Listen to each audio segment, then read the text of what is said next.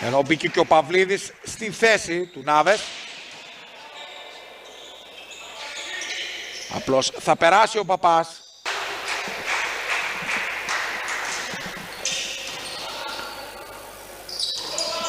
Την ομάδα του Ηλία Κρέουζη για την ομάδα της Κομοτηνής. Ωραίο ο Παυλίδης, Τσίδουρας και πάλι. Τι άμυνα έβγαλαν οι παίκτες του Σικιτάνα με πλάσε. Το λίμπερο του Ζαφυράκη έβγαλε. Να, το πρώτο ράλι. Βγαίνει η άμυνα από τον Απλάδα. Εξαιρετική η άμυνα επίσης δις από τον Τσίτουρα. Και πάλι ο Τσίτουρας μετά το στόπ του, το καρφί του Ρέτζιου. Τσίτουρας και πάλι.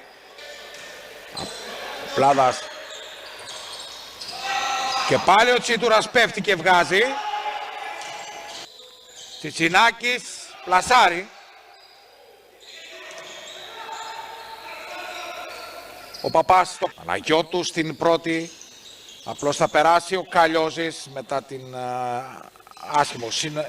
άσχημη συνεννόηση μεταξύ Χαλίλη και Νάβες. Παυλίδης τρώνει για τον Σπύρο, αυτός απλώς θα περάσει.